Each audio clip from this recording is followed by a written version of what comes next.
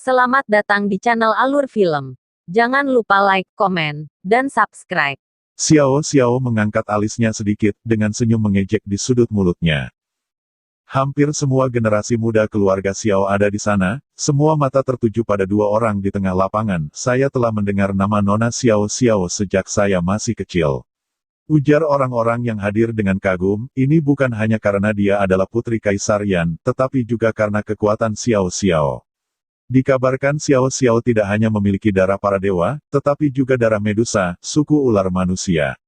Ujar semua orang kembali. Berdiri tidak jauh dari tempat Xiao Xiao dan Lingling, Xiao Feng juga menonton dan menikmati keramaian tersebut. Xiao Lingling ini memang sedikit membangkang dalam keluarga, jadi biarkan saja dia melawan Xiao Xiao, dengan karakter Xiaoer, harusnya itu dapat diselesaikan dalam satu langkah. Gumam Xiao Feng. Xiao Lingling tiba-tiba merasa tidak enak, tapi sudah terlanjur dia tidak mau menarik kata-katanya kembali, dan dia harus mengalahkan Xiao Xiao. Saya tidak percaya saya tidak bisa mengatasi Anda, ujar Xiao Lingling mulai mengumpulkan doukinya, kemudian dia berteriak kepada Xiao Xiao, ayo mulai. Lingling memiliki ide untuk bertarung cepat, jadi dia berencana untuk menggunakan seluruh kekuatannya di awal. Wajah Xiao Xiao acuh tak acuh, dan dia tidak menghiraukan tindakan Lingling. Seakan-akan serangan Lingling sama sekali tidak berarti baginya.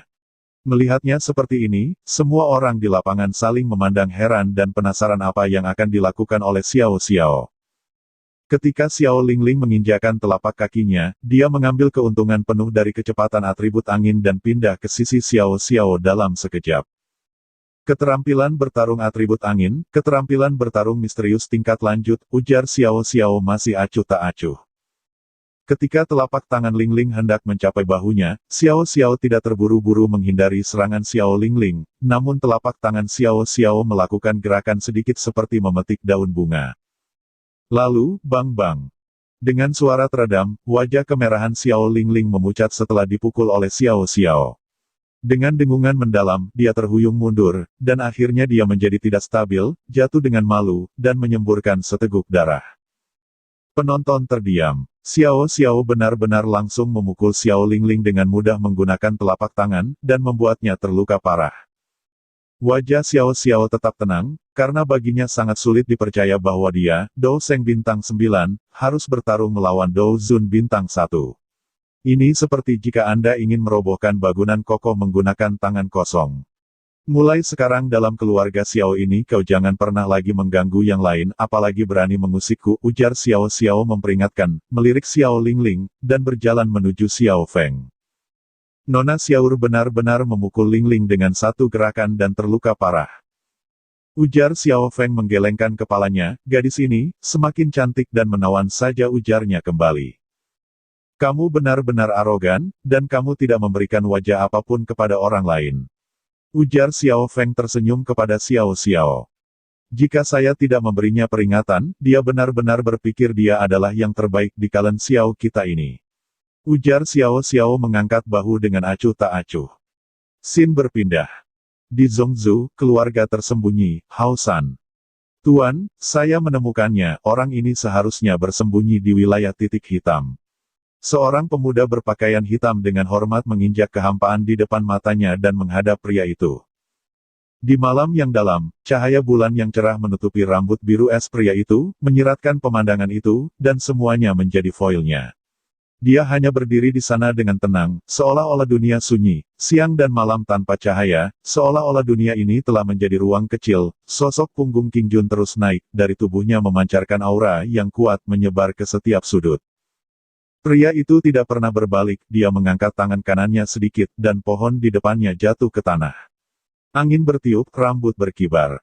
Domain Noir, ujar pria itu mendengus dingin, dan suara dingin dan datar itu terdengar untuk pertama kalinya di bawah malam yang diterangi cahaya bulan ini. Karena sudah ketahuan, aku akan membawa seseorang untuk menyelesaikannya. Tuan, bawahan keluar kali ini dan juga bertanya tentang Pavilion Xingyu. Pria itu mengangkat alisnya dengan ringan. Masih dengan datar berkata, lanjutkan. Sejauh yang bawahan tahu, Putri Kaisar Yan di Pavilion Xingyu, Xiao Xiao, akan pergi ke wilayah titik hitam perguruan tinggi Kanaan. Klan Xiao yang dibangun oleh Kaisar Yan saat itu memiliki masalah. dikatakan bahwa orang-orang itu melakukannya. Xiao Xiao. Mendengar nama ini, mulut pria itu dipenuhi dengan senyum tipis, yang tidak mencapai bagian bawah matanya. Beritahu orang-orang di klan bahwa saya akan mundur untuk jangka waktu tertentu. Ini adalah wilayah titik hitam. Saya akan pergi secara pribadi. Pemuda berpakaian hitam itu berhenti dengan sedikit keheranan, tuannya pergi sendiri. Apakah hal kecil semacam ini dapat membuat tuan turun tangan dan melakukannya sendiri secara pribadi? Ya, saya akan melakukannya sendiri. Jangan sampai ada yang tahu kemana aku pergi. Ingat, siapa saja tidak boleh tahu. Ujar pria dengan aura yang sangat mengintimidasi. Baiklah tuan, meskipun pemuda berpakaian hitam itu ragu, dia tidak berani bertanya lebih banyak. Setelah berbicara, dia mundur. Hanya seorang pria dengan rambut panjang biru es yang tersisa di gunung belakang yang besar. Dalam benaknya, muncul wajah cantik, glamor, dengan sedikit ketidakpedulian, acuh tak acuh, dan wajah arogan dan keras kepala darinya. Kemudian, senyum itu perlahan muncul di wajah pria itu. Xin kembali berpindah ke tempat klan Xiao. Di pagi hari kedua, Xiao Zhan mengatakan sesuatu untuk berhati-hati dan selalu menjaga keselamatan, kepada Xiao Xiao dan Xiao Feng ketika pergi ke Kanaan. Setelah mendengarkan nasihat dari kakeknya Xiao Zhan, keduanya terbang langsung dengan sangat cepat menuju ke Kanaan.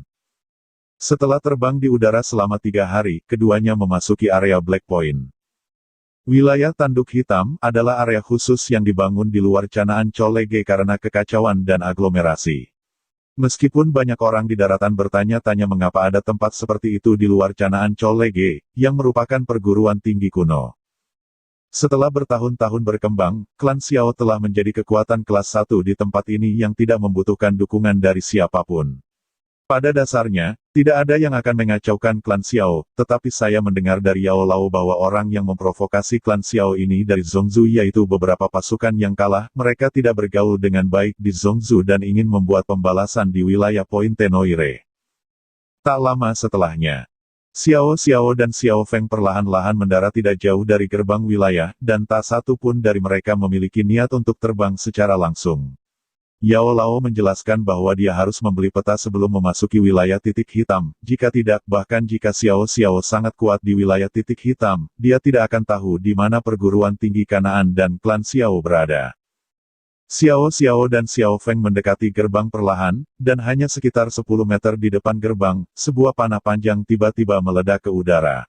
Xiao Feng sedikit mengernyit, tubuhnya sedikit menghindar, dan jari telunjuk kiri dan jari tengahnya dengan sekejap menjepit dan menangkap anak panah itu. Xiao Xiao menatap dingin ke arah sekelompok orang di gerbang.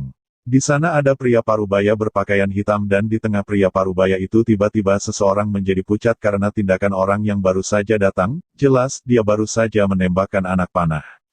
Tanpa diduga hanya 2 orang yang datang. Dan seorang pemuda dapat dengan mudah mengambil panahnya. Yang membuatnya lebih terkejut adalah Dou Qi Xiao Xiao langsung membuatnya merasakan ketakutan dari hatinya. Xiao Feng tersenyum ringan, "Yang mulia, apa maksudmu dengan menyambut kami dengan anak panah?" Wajah pria parubaya itu kembali pucat. Bahkan suaranya sedikit bergetar, "Ini adalah aturan domain tanduk hitam. Mereka yang memasuki gerbang ini harus memiliki kekuatan. Jika mereka tidak dapat menerimanya, mereka akan mati, atau membayar 1000 koin emas untuk masuk. Aku tidak tahu kalau dari dulu memang begitu aturannya, sekarang apakah kami bisa dianggap sebagai orang yang kuat?" Ujar Xiao Feng bersikap ramah. "Tentu saja, silakan masuk tuan," ujar penjaga tersebut. Xiao Feng mencibir, dan Xiao Xiao juga tanpa ekspresi. "Orang ini benar-benar aneh," ujarnya. Lalu keduanya mengikuti pria parubaya itu ke gerbang.